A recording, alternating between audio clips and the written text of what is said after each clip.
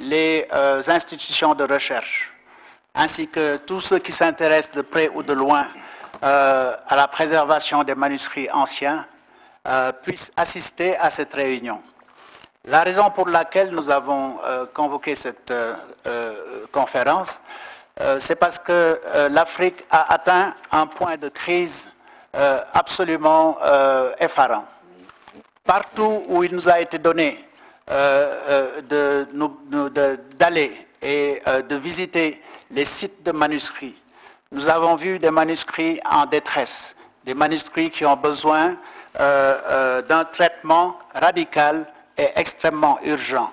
Parce que si nous ne faisons pas ce pas et de façon immédiate, nous risquons de perdre des trésors écrits dont évidemment l'Afrique ne peut pas se permettre, n'est-ce pas, de perdre à cette étape de son évolution.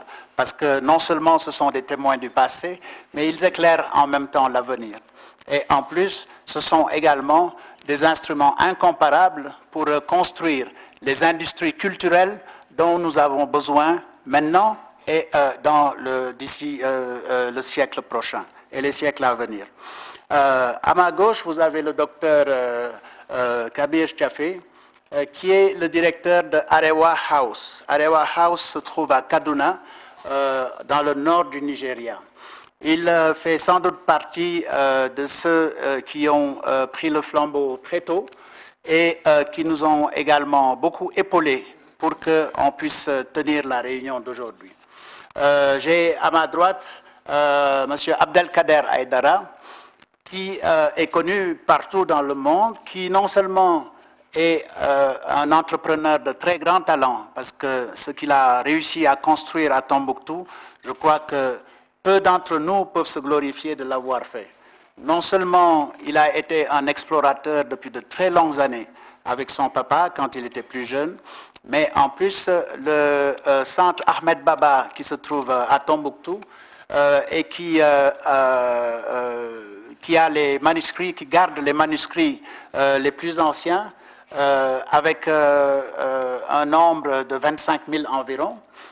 Il a joué un rôle clé dans l'exploration de ces manuscrits, en allant dans plusieurs villages, dans des villes lointaines, etc., parfois dans le désert, pour pouvoir convaincre les populations ou ceux qui ont la garde de ces manuscrits de pouvoir les donner au centre Ahmed Baba pour qu'ils les gardent au profit de toute la communauté, non seulement nationale, mais internationale.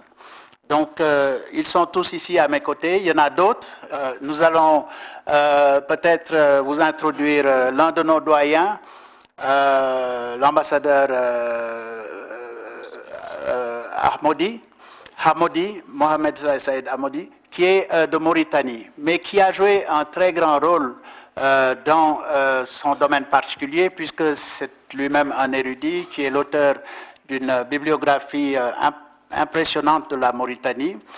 C'est également un bienfaiteur pour les manuscrits, puisque lui et M. Djihad, qui est là, ont joué un rôle clé, n'est-ce pas, dans la protection des manuscrits en République de Mauritanie. M. Djihad, qui est le directeur général de l'IMRS, va certainement avoir l'opportunité de vous expliquer comment ils ont réussi à relever un peu le plateau, si j'ose ainsi dire, de la Mauritanie, puisqu'ils ont réussi, dans les 4 villes historiques de la Mauritanie, à mettre des laboratoires de restauration des manuscrits. En Mauritanie même, nous avons également le directeur du CEROS, le professeur Meyin, qui est ici, qui travaille lui aussi du côté de l'analyse, parce que les manuscrits, c'est aussi des contenus. Il faut que nous ayons la possibilité de permettre aux hommes de science de pouvoir nous délivrer le contenu qui se trouve dans ces manuscrits-là. Et donc, le CEROS est là. Nous avons également la bibliothèque Alexandrina, qui est à Alexandrie, qui ont également eu les meilleurs rapports avec nous, qui nous ont même proposé des stages pour que les bibliothécaires africains qui le désireraient, en petits groupes, puissent se rendre chez eux. Parce que je dois dire que la bibliothèque d'Alexandrie est certainement l'une des plus grandes bibliothèques d'Afrique et qu'elle est sous le patronage peut-être direct de Madame la présidente, la première dame d'Égypte, Madame Suzanne Moubarak. Donc, nous vous remercions d'avoir fait le trajet et puis d'être venu. À côté d'eux, nous avons le professeur Benbin, qui est une figure très connue, non seulement parce qu'il a fait ses humanités en France et qu'il est l'auteur d'une monumentale étude sur la codicologie africaine, mais il a également, en sa qualité de directeur de la Bibliothèque royale de Rabat, l'une des bibliothèques les plus prestigieuses du royaume, il a joué un rôle clé dans la formation de plusieurs générations, non seulement de Marocains, mais d'Africains également. Donc, professeur, nous vous remercions beaucoup d'avoir fait le déplacement. Nous avons également M. Ndiaye, Pape Toumani Ndiaye, est ici en sa qualité de cheville ouvrière au sein d'une institution prestigieuse qui est l'ISESCO. L'ISESCO, c'est un peu l'UNESCO arabe, comme vous le savez. Comment islamique, excusez-moi. Donc, qui joue un rôle évidemment clé dans le développement de la culture islamique et des manuscrits qui s'y rattachent. Il a sillonné de façon impressionnante pratiquement tous les coins d'Afrique. Hein. À chaque fois que je me suis déplacé, on m'a cité son nom et j'ai toujours été impressionné par le sillon, n'est-ce pas, de bonnes choses qu'il a laissées derrière lui et je voudrais vraiment l'en féliciter et l'en remercier.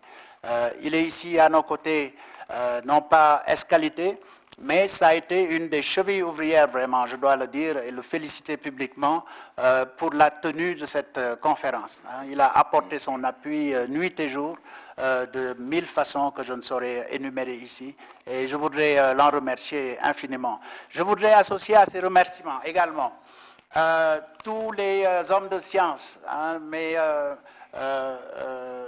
camarades qui sont à Dakar et amis, qui sont venus ici pour apporter leur témoignage. Vous avez parmi eux le professeur Boubacar Bari, qui est l'auteur de plusieurs ouvrages sur l'histoire non seulement de ce qu'il appelle la Grande Sénégambie, mais sur l'histoire de l'Afrique tout simplement. Et il nous a donné les plus belles pages qui ont été écrites sur ces sujets-là. Il a également, il est en train de travailler sur 8 volumes, je crois, d'une histoire sur l'intégration régionale en Afrique, qui est un sujet évidemment extrêmement important. Le professeur Aboubakri Moussalam, qui est l'un de nos rares égyptologues et qui officie à l'université Cheikh Anta Diop, est là. Il est aux côtés de son doyen, le professeur Théophile Obenga, qui nous a gratifié évidemment d'une importante contribution sur non seulement les débuts de l'écriture en Afrique, mais comment est-ce que nous pouvons, prenant ces écritures et cet héritage, l'utiliser pour le plus grand bien des peuples africains et pour le développement de l'Afrique. Je voudrais remercier le professeur Ghislaine Leiden également, qui a fait le déplacement depuis les États-Unis, mais bon, qui est connue de nous tous parce qu'elle a vraiment sillonné pratiquement toute l'Afrique de l'Ouest et qui va nous parler de ses fatwas et de l'aspect idéologique, n'est-ce pas, qui est lié à l'analyse de ces manuscrits parce que ce sont quand même des témoins incomparables qui ont montré tout ce qu'on a pu légiférer, les domaines dans lesquels on a légiféré et quelles sont leurs conséquences immédiates, lointaines et futures peut-être sur le développement des populations africaines. Je voudrais maintenant, sans plus tarder, sans perdre trop de temps sur ces introductions parce que nous allons faire circuler la liste des participants, maintenant essayer d'expliquer un peu le format de la réunion. Nous avons depuis 2 ans avec la Savama DCI, voici son président. La Savama DCI, oui, je vais te laisser présenter la Savama. La Savama DCI est basée à Tombouctou Et c'est l'une des entreprises les plus florissantes, vraiment. Tous ceux qui ont visité Tombouctou ont vu les réalisations qu'ils ont pu faire, qui sont absolument extraordinaires. Et ce doit être un exemple, je crois, pour tout le reste de l'Afrique, parce qu'il faut que les communautés se prennent en charge.